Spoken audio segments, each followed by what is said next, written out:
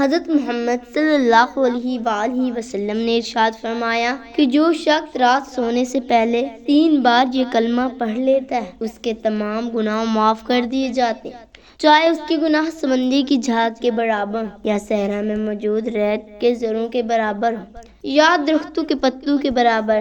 بسم اللہ الرحمن الرحیم۔ نبی کریم صلی اللہ تعالی علیہ وآلہ وسلم ایک بار چٹائی پر سو رہے تھے، لیٹنے سے آپ کے جسم پر چٹائی کے نشانات پڑ گئے۔ حضرت عبداللہ بن مسعود رضی اللہ تعالی عنہ فرماتے ہیں میں دیکھ کر رونے لگا۔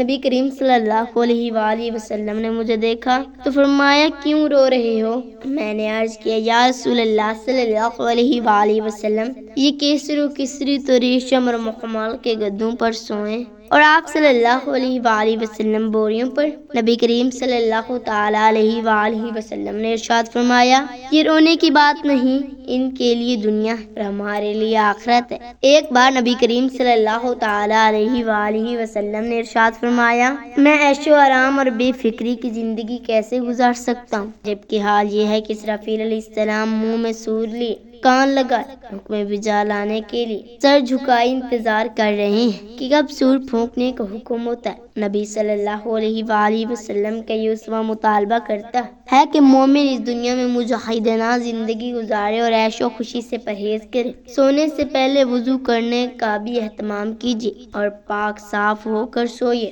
اگر ہاتھوں میں چکنائی وغیرہ تو ہاتھوں کو خوب اچھی طرح دھو کر سوئیے۔ نبی صلی اللہ علیہ وآلہ وسلم کا ارشاد جس کے ہاتھ میں چکنائی وغیرہ لگی ہو اور وہ اسے دھوئے بغیر سو گیا اور اسے کوئی نقصان پہنچا یعنی کسی جانور نے کاٹ لیا تو وہ اپنے آپ کو ملامت کرے کہ دھوئے بغیر سو گیا تھا۔ نبی صلی اللہ علیہ وآلہ وسلم کا معمول تھا کہ سونے سے پہلے آپ صلی اللہ علیہ وآلہ وسلم وضو فرماتے اور اگر کبھی بھی اس حال میں سونے کا ارادہ فرماتے کہ غسل کی حاجات ہوتی تو ناپاکی کے مقام کو دھوتے اور پھر وضو کر کے سو رہتے۔ سونے کے وقت گھر کا دروازہ بند کر لیجیے، کھانے پینے کے برتن ڈھانک دیجیے۔ ایک بار مدینہ میں رات کے وقت کسی گھر میں آگ لگی تو نبی صلی اللہ علیہ وآلہ وسلم نے فرمایا آگ تمہاری دشمن ہے، جب سویا کرو تو آگ بجھا دیا کرو۔ نبی کریم صلی اللہ علیہ وآلہ وسلم نے فرمایا جب شام ہو جائے تو چھوٹے بچوں کو گھر سے باہر نہ نکلنے دو کیونکہ اس وقت شیاطین زمین میں پھیل جاتے ہیں۔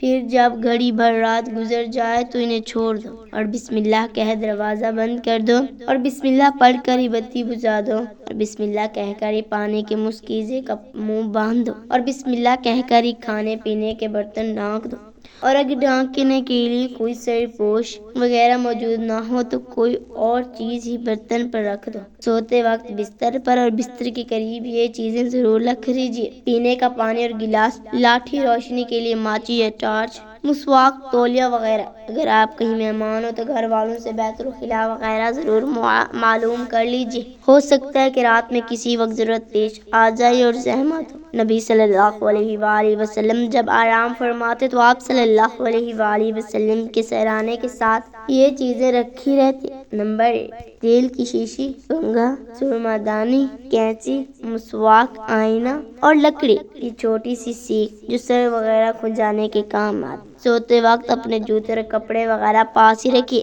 کہ جب سو کر اٹھے تو تلاش نہ کرنے پڑے اور اٹھتے ہی جوتے میں پیر نہ ڈالے۔ اسی طرح کپڑے بھی بغیر جھاڑے نہ پہنے، پہلے جھاڑ لیجیے، ہو سکتا ہے یہ جوتے یا کپڑے میں کوئی معذی جانور ہو اور اللہ نہ کرے وہ آپ کو تکلیف پہنچا دے۔ سونے سے پہلے بستر اچھی طرح جھاڑ لیجیے اور اگر کبھی بھی سوتے سے کسی ضرورت کے لیے اٹھیں اور پھر آ کر لیٹے تب بھی بستر اچھی طرح جھاڑ لیجیے۔ نبی کریم صلی اللہ علیہ وآلہ وسلم نے فرمایا اور جب کوئی شب میں بستر سے اٹھے اور پھر بستر پر جائے تو اپنی لنگی کے کنارے سے 3 بار اسے جھاڑ دے، اس لیے کہ وہ نہیں جانتا کہ اس کے پیچھے بستر پر کیا چیز آ گئی ہے۔ ترمذی میں ہی یہ حدیث مبارکہ نمبر پر موجود ہے۔ ابو سعید خدری رضی اللہ تعالی عنہ سے روایت ہے کہ رسول اللہ صلی اللہ علیہ وآلہ وسلم نے فرمایا جو شخص اپنے بستر پر سونے کے لیے جاتے ہوئے 3 بار کہے استغفر اللہ استغفر اللہ لا الہ الا اللہ الحی القیوم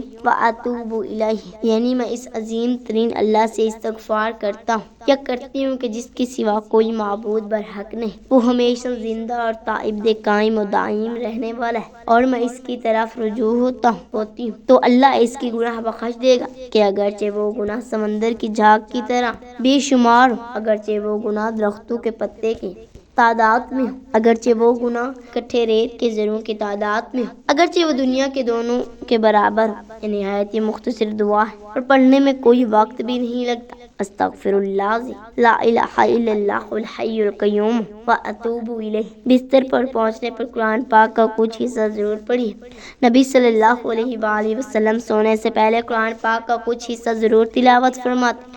آپ صلی اللہ علیہ وآلہ وسلم کا ارشاد ہے، جو شخص اپنے بستر پر آرام کرنے کے وقت کتاب اللہ کی کوئی صورت پڑھتا ہے تو اللہ تعالیٰ اس کے پاس ایک فرشتہ بھیجتا ہے جو ہر تکلیف و ہر چیز سے اس کے بیدار ہونے تک اس کی حفاظت کرتا ہے، وہ کسی وقت نیند سے بیدار ہو۔ اور آپ صلی اللہ علیہ وآلہ وسلم نے فرمایا، جب آدمی سونے کے لیے اپنے بستر پر پہنچتا ہے تو اسی وقت ایک فرشتہ اور شیطان اس کے پاس آ پہنچتے ہیں۔ فرشتہ اسے کہتے ہیں اپنے اعمال کا خاتمہ بھلائی پر کرو، اور شیطان کہتے ہیں اپنے اعمال کا خاتمہ برائی پر کرو۔ پھر اگر وہ آدمی اللہ کا ذکر کر کے سوئے تو فرشتے رات بھر اس کی حفاظت کرتا ہے۔ حضرت عائشہ رضی اللہ تعالی عنہ کا بیان ہے کہ نبی صلی اللہ علیہ وآلہ وسلم جب بستر پر تشریف لے جاتے تو دونوں ہاتھ دعا مانگنے کی طرح ملاتے اور قل هو اللہ احد، قل اعوذ برب الفلق، قل اعوذ برب الناس کی سورت تلاوت فرما کر ہاتھوں پر دم فرماتے، اور پھر جہاں تک ہاتھ پہنچتا اسے جسم پر پھیر لیتے، سر، چہرے اور جسم کے اگلے حصے سے شروع فرماتے، اور آپ 3 مرتبہ یہ عمل فرماتے۔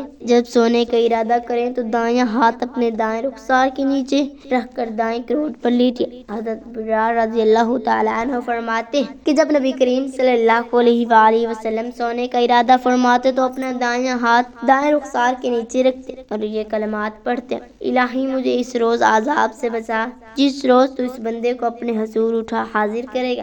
حسن حسین میں کہ آپ یہ کلمات 3 بار پڑھتے، چٹ لیٹتے اور بائیں کروڑ پر سونے سے پرہیز کیجیے۔ حضرت معیش رضی اللہ تعالی عنہ کے والد تفضع الغفاری رضی اللہ تعالی عنہ فرماتی ہیں کہ میں مسجد میں پیٹ کے بل لیٹا ہوا تھا کہ کسی صاحب نے مجھے اپنے پاؤں سے ہلایا اور کہا، اسی طرح لیٹنے کو اللہ ناپسند فرماتا ہے۔ اب جو چیز میں نے دیکھا تو نبی صلی اللہ علیہ وآلہ وسلم تھے۔ ابو داؤد سونے کے لیے ایسی چیز کا انتخاب کیجیے جہاں تازہ ہوا پہنچتی ہو، ایسے بند کمرے میں سونے سے پرہیز کیجیے جہاں تازہ ہوا کا گزر نہ ہوتا، منہ لپیٹ کر نہ سوئیے، اس طرح سونے سے صحت پر برا اثر ہوتا ہے۔ چہرہ کھول کر سونے کی عادت ڈالیے تاکہ آپ کو تازہ ہوا ملتی رہے۔ ایسی کھلی چھتوں پر سونے سے پرہیز کیجیے جہاں کوئی منڈیر یا جنگل وغیرہ نہ ہو، اور چھت سے اترتے وقت اہتمام کیجیے کہ زیب پر پاؤں رکھنے سے پہلے آپ روشنی کا انتظار کر لیں۔ بعض اوقات معمولی سی غلطی سے کافی تکلیف اٹھانی پڑتی ہے۔ کیسی سخت سردی پڑ رہی ہو، کمرے میں انگیٹھی جلا کر نہ سوئے اور نہ بند کمرے میں لالٹین یا گیس کی ہیٹر جلا کر سوئے۔ آگ جلنے سے بند کمروں میں جو گیس پیدا ہوتی ہے وہ صحت کے لیے انتہائی مضر ہے، بلکہ بعض اوقات تو اسے جان کا خطرہ پیدا ہو جاتا ہے اور موت واقع ہو جاتی ہے۔ حضرت ابو ہریرہ رضی اللہ تعالی عنہ کا بیان ہے کہ نبی کریم صلی اللہ علیہ وآلہ وسلم سونے سے پہلے یہ دعا پڑھ لیا کرتے، اللہم باسمک اموت واحیا، الہی میں تیرے ہی نام سے موت کے آغوش میں جاتی ہوں اور تیرے نام سے ہی زندہ اٹھوں گا۔ رات کے آخری حصے میں اٹھنے کی عادت ڈالی، نفس کی تربیت اور اللہ سے تعلق پیدا کرنے کے لیے آخر شب میں اٹھنا اور اللہ کو یاد کرنا ضروری ہے۔ اللہ نے اپنے محبوب بندوں کی یہی امتیازی خوبی بیان فرمائی ہے کہ راتوں کو اٹھ کر اللہ کے حضور رکوع و سجود کرتے ہیں اور اپنے گناہوں کی معافی مانگتے ہیں۔ نبی صلی اللہ علیہ وآلہ وسلم کا معمول تھا کہ آپ اول رات میں آرام فرماتے اور آخر میں شب میں اٹھ کر اللہ تعالیٰ کی عبادت میں مشغول ہو جاتے ہیں۔ نیند سے بیدار ہونے پر دعا پڑھیے، شکر اور اللہ تعریف اللہ ہی کے لیے۔ جس نے ہمیں مردہ کر دینے کے بعد زندگی سے نوازا اور اسی کی حضور اٹھا کر حاضر ہونا ہے۔ جب کوئی اچھا خواب دیکھے تو اللہ کا شکر ادا کیجیے اور اس کو اپنے حق میں بشارت سمجھیے۔ نبی کریم صلی اللہ علیہ وآلہ وسلم کا ارشاد ہے کہ اب نبوت میں سے بشارتوں کے سوا کچھ باقی نہیں رہا۔ لوگوں نے پوچھا بشارت سے کیا مراد ہے؟ فرمایا اچھا خواب، اور آپ رضی اللہ تعالی عنہ نے یہ بھی فرمایا کہ تم جو بھی زیادہ سچا ہے اس کا خواب بھی زیادہ سچا ہوگا، اور آپ نے یہ ہدایت بھی فرمائی کہ جب کوئی اچھا خواب دیکھو تو اللہ کی حمد و ثنا کرو اور اس کو بیان کرو اور دوست سے ہی بیان کرو۔ نبی کریم صلی اللہ علیہ وآلہ وسلم جب بھی کوئی خواب دیکھتے تو صحابہ کرام سے بیان فرماتے اور صحابہ کرام سے یہ بھی فرماتے کہ اپنا خواب بیان کرو، میں اس کی تعبیر دوں گا۔ درود شریف کثرت سے پڑھیے تو کیا ہے کہ اللہ تعالیٰ نبی کریم صلی اللہ علیہ وآلہ وسلم کی زیارت سے مشرف فرمائے۔